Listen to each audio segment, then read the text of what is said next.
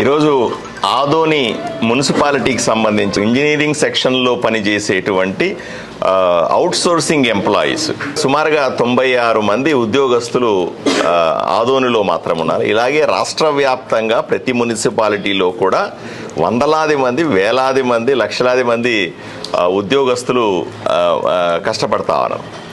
వీళ్ళని అవుట్సోర్సింగ్ ఉద్యోగస్తులుగా తీసుకొని కొంతమందిని 10 ఏళ్ళు అయితే, కొంతమందికి 15 ఏళ్ళు అయితే, కొంతమంది 25 ఏళ్ళు కూడా అవుతా ఉంది. కొంతమంది రిటైర్మెంట్కి దగ్గరకు కూడా వస్తూ ఉన్నారు. వీళ్ళని పర్మనెంట్ చేయకపోవడం అన్నది వీళ్ళు బాధపడే అంశం. ప్రభుత్వాలు ఎన్ని మారినా సరే ప్రభుత్వం వీళ్ళని పర్మనెంట్ ఎంప్లాయీస్గా చేయకపోవడం వల్ల ఇబ్బందులు పడతా ఉన్నారు. వీళ్ళ ప్రధానమైన డిమాండ్ లాస్ట్ టైం కూడా చెప్పారు వాళ్ళు నాకు. వీళ్ళ ప్రధానమైన డిమాండ్ ఏంటంటే జీతం తక్కువ వస్తుంది.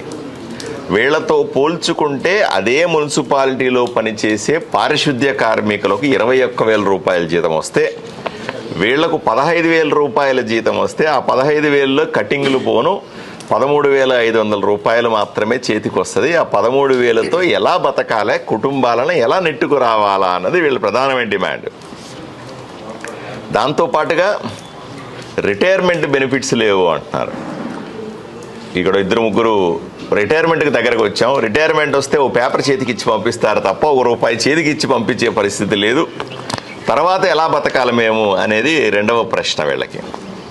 మూడవ ప్రశ్న, ఈ వచ్చేది 13,500 అయితే ప్రభుత్వ పథకాలైనా వస్తాయి అంటే, నువ్వు ప్రభుత్వ ఉద్యోగి కింద పరిగణించబడతావు కాబట్టి నీకు ఎటువంటి ప్రభుత్వ పథకాలు రావు అనే సమస్య వల్ల ఇంకింత నష్టపోతా ఉన్నారు. 13,000 రూపాయలు బయట కూడా సంపాదించుకోవచ్చు, కానీ పేదవాడు కాబట్టి పథకం వస్తుంది. 13,000 రూపాయలు సంపాదించే బయట వ్యక్తికి ప్రభుత్వ పథకాలన్నీ కూడా వర్తిస్తాయి. కానీ అదే 13,500 సంపాదిస్తున్నటువంటి మున్సిపల్ అవుట్సోర్సింగ్ ఉద్యోగికి ఎటువంటి పథకాలు రావు, నువ్వు ప్రభుత్వ ఉద్యోగిగా ఉన్నావు అనే నెపంతో ఇది కూడా, దీనివల్ల కూడా చాలా నష్టపోతా ఉన్నాం. ఆరోగ్యపరంగా కష్టాలు, హాస్పిటల్ బిల్లులు, పిల్లల్ని చదివించుకోవాలంటే చాలా ఇబ్బందిగా ఉంది. ఉన్నత చదువులు చదివించుకోవాలి అని ఎవరన్నా పిల్లలు ఇంజనీరింగ్ చేస్తానో, మెడిసిన్ చేస్తానో, లేకపోతే MBA చేస్తానో పై చదువులు చదువుకోవాలంటే సంవత్సరానికి బోలెడు ఖర్చు అవుతుంది. ఎక్కడి నుంచి తేవాలా, ఏం చేయాలి, ఇది వీళ్ళ ప్రధానమైన డిమాండ్. దాంతో వీళ్ళు నన్ను 2-3 నెలల కింద నన్ను కలిశారు.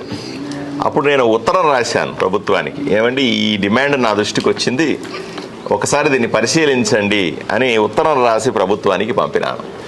తర్వాత ఈ కేవలం ఆదోనిలో ఉన్న వాళ్ళు మాత్రమే కాదు, రాష్ట్రంలో ఉన్న మొత్తం మంది ఈ అవుట్సోర్సింగ్ ఉద్యోగస్తులందరూ కూడా సమ్మెకి వెళ్తున్నామని చెప్పి నోటీస్ ఇచ్చారు. సమ్మె చేస్తూ ఉన్నారు.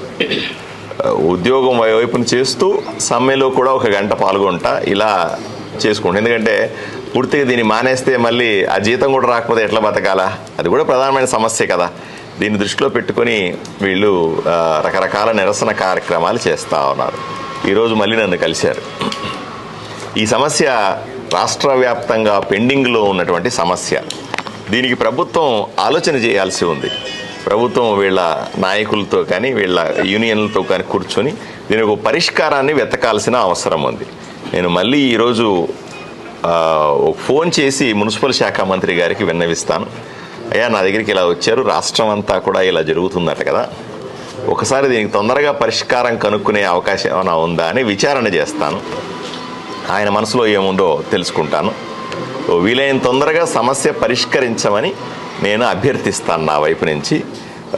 తప్పనిసరిగా వీలైనంత తొందరగా న్యాయమైనటువంటి ఈ డిమాండ్లు తీరుతాయని, వీళ్ళకు కూడా కొంత ఉపశమనం కలుగుతుందని మనస్ఫూర్తిగా కోరుకుంటా ఉన్నాను.